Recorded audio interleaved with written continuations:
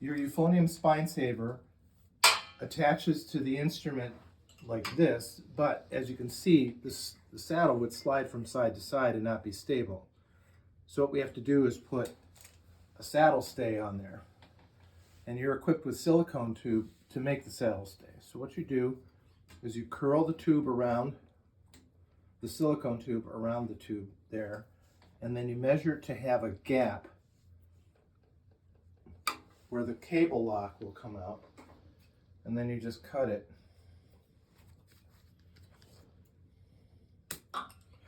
And then you can use that same length, measure it off, and cut it again. Next, you take your cable locks and you feed them through like this.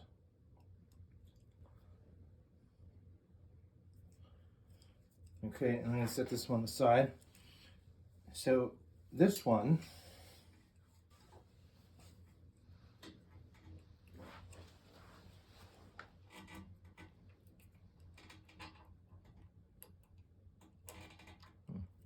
there we go. Now you see that's not gripping anything. You don't hear the ratchety sound. So it's on backwards. So we just flip it like this. And we're going to feed the cable tie in the other way. Now you hear it kind of ratcheting. That means you've got it in correctly. Now you're going to pull it around the tube like this, and then just tighten it up.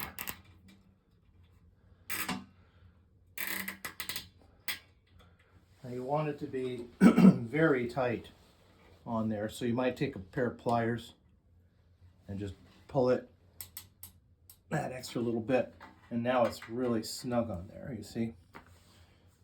And then you're going to take your scissors,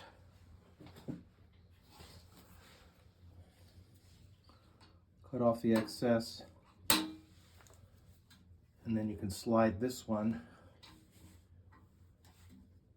over here into place. And that'll be the left saddle stay. So I've already attached the other saddle stay, and I'm simply going to pull it over here so that it's going to form a snug fit for the saddle. See, the saddle's going to be right in between those two, and that'll prevent it from playing either side. Next, you're going to want to lay the euphonium on your lap so you can attach the stand, and you're going to clip the saddle stay, or the saddle in between the two saddle stays, so that the two bolts that are in here are showing. There's one side that only has one. You want the side that has two showing, in case you want to adjust the snugness of that. Now you'll notice that I've laid the straps out to either side, the shorter strap going off to the left and the longer strap going off to the right. And the adjusting knob is just loose, so it slides easy. So the first thing I'm going to do is take this hook and put it around this brace right here. Now I could do this as well. I can clip it into the pipe like this, and that might be a more snug fit. But it just depends on your brand and where that particular pipe is located. Now once I have this one clipped in, you notice I haven't tensioned that at all. I'm simply going to come around to this part, and I'm going to hook into that brace right there. Now at this point, I'm going to tension the straps down, and what I'm going to try to achieve here is a kind of a V configuration.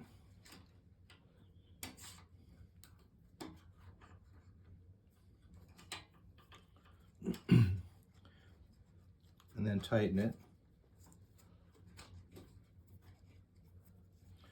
Now you'll notice that the two straps form like a V here, and what that does is it secures the stand from side to side like this, so it's not going to move, and it also pulls the saddle up into the bar here so it remains attached. And once you have this all in place, the last thing to adjust is this one here, which is the height. All right, now I'm resting the rubber stop here on the seat, which is where it should go. And I'm just gonna get an idea of how high it is, and you can see it's hitting me in the nose, so that's too high. And I'm gonna drop it down until it meets my embouchure, which for me, that's just right. And then you're ready to play. If you purchased a thumb thing, this is the time that you'd want to attach that. So we take it out of the packaging. And you'll notice that on the inside it has 2 adhesive strips that will fix it in place on this pipe. Now it's just meant for positioning. It's not something you would lift the entire weight of the instrument with, but it will just fix the thumb thing in place. And what I'd recommend you do is, first of all, just peel off this part to expose the adhesive.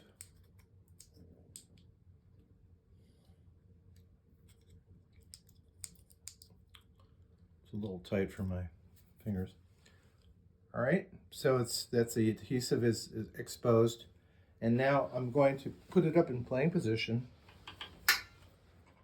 And I'm going to attach it so that it's across from the second valve. That's why I would want this saddle stay to be over like that. And then I want to align the thumb thing with the second valve. Boom, like that. And once it's clipped on, the adhesive takes over. And now your thumb is positioned across from your second valve, which gives equal leverage to your first and your third valve. And it just is kind of a resting place for your thumb. It's not restrictive at all. It's very comfortable. And at this point, everything's in place and you're ready to play. That's the entire thing. To take the stand off, first of all, just loosen the knob and slide it up. Loosen this knob, slide it up so that the hooks are free to disengage. And then you simply pull it off, and there you go. And that takes about 5 seconds to disengage it.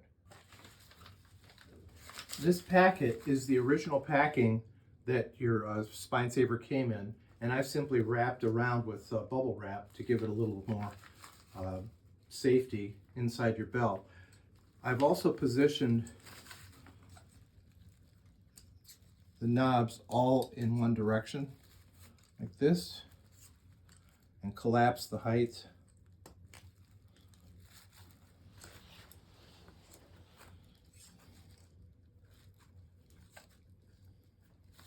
So it's going to fit inside the bell.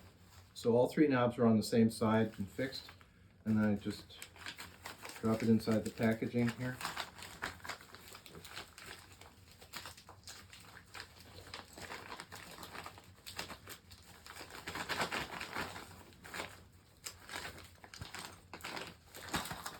And then it stores inside the bell.